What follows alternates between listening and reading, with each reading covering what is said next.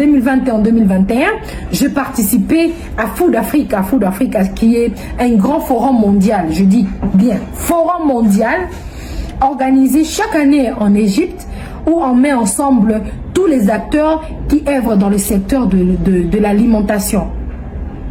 Le secteur de l'alimentation depuis les plantations, ça veut dire planter, nourrir, cueillir, amener dans la machine, transformer et emballer, amener dans le marché, vendu, acheté, amené dans la maison, consommé. La chaîne là, toute la chaîne là, toutes les entreprises mondiales qui travaillent dans cette chaîne là. Il y a d'autres qui travaillent seulement dans les emballages, il y a d'autres qui travaillent seulement dans la culture, il y a d'autres qui travaillent seulement dans la transformation, il y a d'autres qui travaillent seulement dans la vente. Toutes ces entreprises-là se réunissent une fois l'an en Égypte. Je dis bien une fois l'année en Égypte. Des entreprises, des grandes entreprises du monde. Et vous voyez que ce sont les patrons qui se présentent. Les patrons, dans la vraie vie, vous n'allez jamais les croiser. Dans la vraie vie, vous n'allez jamais les voir. Mais ils vont venir parce qu'ils sont en train de chercher les investisseurs. Ils sont en train de chercher des pays où ils vont aller vendre leurs produits. Et moi, je suis allée là-bas.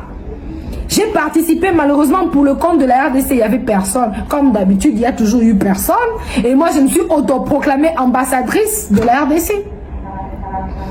Je suis arrivée là-bas, j'ai dit que je suis ambassadrice de la RDC. Et j'avais quel âge? J'avais peut-être, je sais pas, peut-être 30 ans seulement. Pour la première fois quand je suis allée participer à cette activité. Je débarque, je suis le ministre de l'économie égyptien qui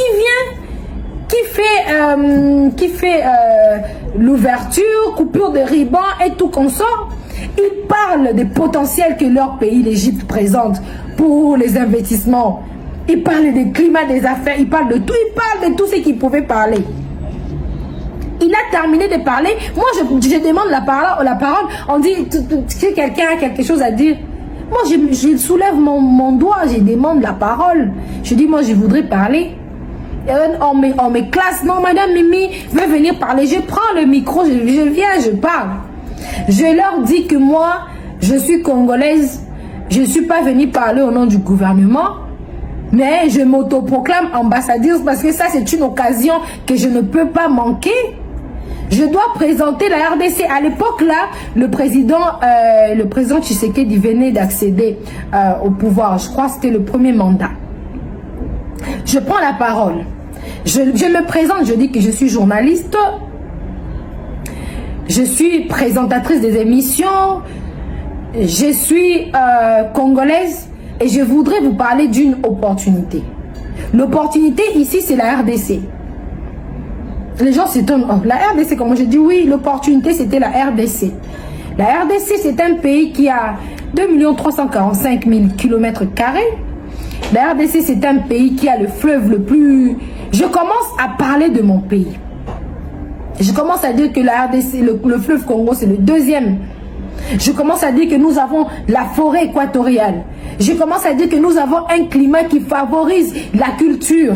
Ça veut dire que si au nord, c'est la saison sèche, au sud, c'est la saison de pluie. Donc, au grand jamais, il y aura la sécheresse chez nous au Congo. C'est un pays des opportunités où vous pouvez venir planter sur place, vous amenez vos semences ou bien vous pouvez tout trouver sur place. Je dis la RDC, c'est un pays qui avoisine le 100 millions d'habitants aujourd'hui. Bien que le dernier recensement s'est passé en 1974, mais avec les statistiques que nous avons, les élections, les enfants, les hôpitaux et tout, nous pouvons estimer aujourd'hui à une population qui va atteindre 100 millions d'habitants. Mais si que vous oubliez, 100 millions d'habitants, c'est un marché. C'est un grand marché. Pourquoi vous ne venez pas investir là où vous avez 100 millions de personnes qui vont acheter, qui vont manger? Parce que pour la plupart des cas, le pays a été en faillite et on avait eu des problèmes dans l'industrialisation. Aujourd'hui, on a un souci. Nous voulons industrialiser le pays. Mais nous avons besoin de vous, en tant qu'industriels, pour venir investir avec vos industries, amener vos industries, implanter les industries chez nous au Congo. Et par là, je vole le discours du chef de l'État. Je dis que nous avons un nouveau président qui s'appelle Félix Antoine Tshisekedi. C'est un jeune président avec beaucoup d'énergie. Et d'ailleurs, dans son discours d'investiture, il a dit lui-même par sa propre bouche que ses bras étaient ouverts. Ses mains étaient ouvertes pour accueillir tous les investisseurs au pays.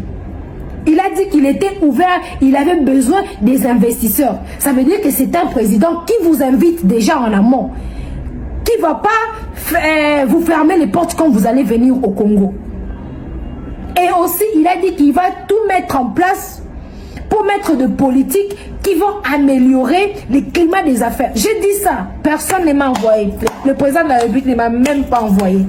Mais moi, en tant que Congolais, je devais quand même, comme on dit, sauver l'honneur. Quoi, il s'abendait l'été. Je ne suis pas allé par médias, j'ai seulement pris le discours du chef de l'État, j'ai seulement volé le discours. J'ai dit que le chef de l'État a dit qu'il a ses mains ouvertes. Donc il a dit que lui, comme il est là, il est open. Donc si tu veux investir dans tous les domaines, quand vous êtes ici dans l'économie alimentaire, vous voulez venir créer, je ne sais pas, des industries qui vont fabriquer des jus. Nous, dans le district dans les districts du Bas-Fleuve, nous, dans les districts de cataractes, du Congo central, nous avons tout. Vous n'aurez même pas besoin de chercher des fruits. Nous avons des fruits qui pourrissent parce qu'on n'a pas cueilli, on n'a pas récolté. Vous pouvez venir avec vos machines, vous pouvez venir avec tout ce que vous avez là, implanter des machines, vous n'aurez pas besoin même de prendre la main d'œuvre. Parce que la main d'œuvre, nous avons 62% de la population qui est jeune, et qui est constitué de jeunes et de femmes. Donc vous n'aurez pas besoin de prendre en charge des gens ici pour qu'ils puissent aller au Congo pour travailler, vous allez les payer cher. Vous allez trouver la main d'œuvre sur place. Je parle même pour mes frères congolais. J'ai dit vous allez trouver la main d'œuvre sur place au Congo. Si vous allez au Congo central, vous faites un appel d'offres. Vous allez trouver les gens là-bas, les jeunes vont sortir. Si vous allez à Tchangou, vous faites l'appel d'offres. Vous avez besoin de travailler, il y aura des jeunes. Des gens qui viendront remplir vos entreprises et qui viendront travailler, que vous allez payer normalement. Et ça va vous faire beaucoup de bénéfices. J'ai parlé de la RDC. Je dis que nous avons des terres. Nous avons des terres. Des hectares et des hectares, des milliers et des milliers. Des terres arables. Utilisées dans l'agriculture. Et c'est quelles terres? Des terres qui sont potentiellement riches et qui vous donnent tout. J'ai parlé de la RDC dans cette foire-là. Je me rappelle, ces jours-là, j'avais en panne avec des mèches, des longues mèches comme ça. J'étais tellement africaine que j'étais différente de tout le monde. Parce que là-bas, il n'y avait pas des Africains. J'étais la seule. On était avec quelques Kenyans, il n'y avait pas beaucoup d'Africains. Vous voyez? Quand j'ai parlé de la RDC, quand j'ai fini, je leur ai dit que vous avez le choix de choisir si vous voulez développer vos entreprises de la même manière qu'elle était, ou bien vous voulez développer vos entreprises pour atteindre une croissance à une allure incalculable. Si vous voulez le faire, venez faire affaire avec le Congo. Je vous dis que l'année qui suivait, les Égyptiens sont venus plein au Congo ici. Plein. Bah, Égyptiens, ils commencent même à nous vendre. Parce qu'ils sont restés seulement sur 100 millions d'acheteurs, 100 millions de consommateurs. Ils ont fait des conteneurs et des conteneurs, des conteneurs et des conteneurs. Ils sont venus au Congo. Nous avons des Égyptiens ici partout. Alors qu'avant, les Égyptiens ne venaient pas investir au Congo. Déjà, même quand je parlais, il y a beaucoup de gens qui ne connaissaient pas le Congo. Je les voyais là dans leur tablette. Ils entraient là sur map. Ils regardaient un peu le Congo parce qu'on nous confond avec le Congo-Brazzaville. Ils regardaient. Je leur ai dit, le Congo, c'est au centre de l'Afrique. C'est 2 444 000 km², 54 000 km². C'est beaucoup. Ça veut dire que vous n'allez pas manquer d'espace où travailler, pas d'espace où mettre vos entreprises. C'est beaucoup. Ils sont allés sur le map, ils ont regardé le Congo. Tout ce que je disais, ils trouvaient ça. La population, l'agriculture, le climat, tout ce que je disais, ils trouvaient ça. Et après, quand j'ai terminé mon speech, je suis descendue pour m'asseoir.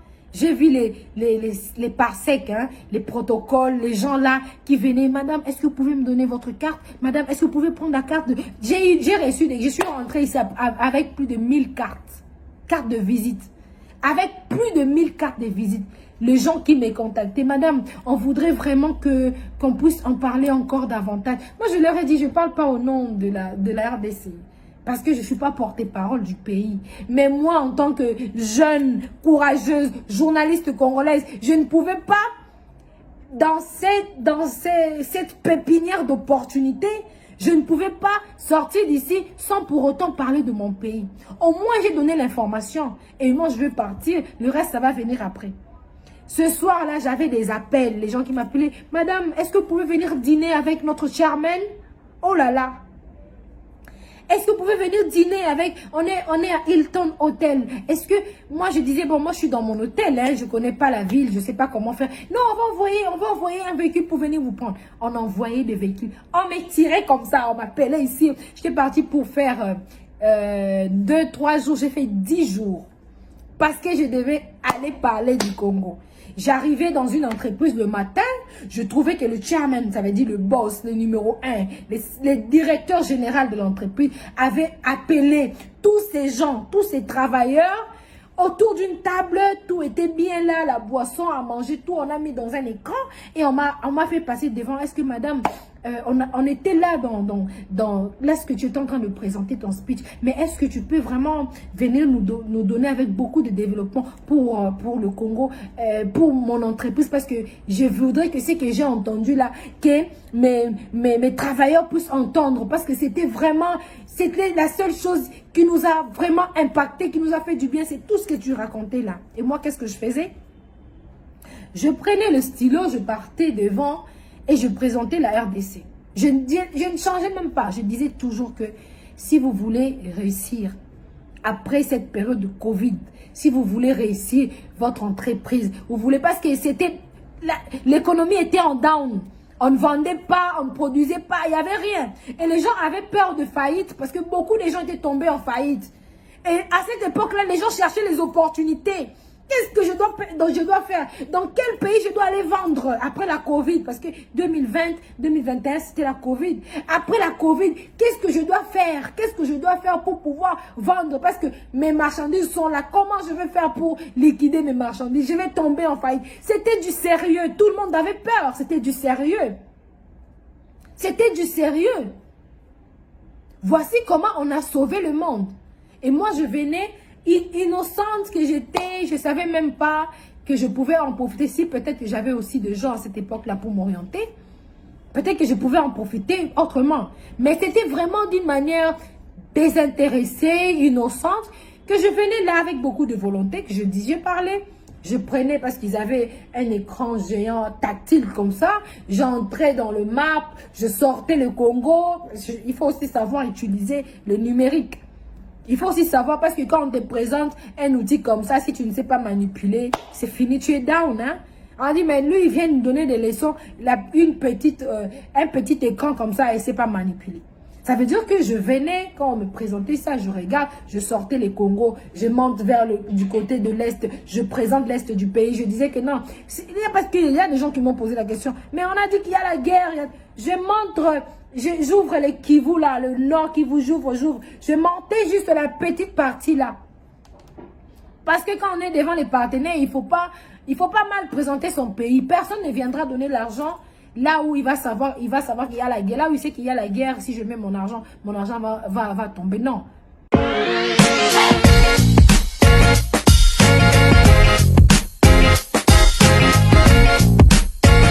Secteur porteur d'Afrique.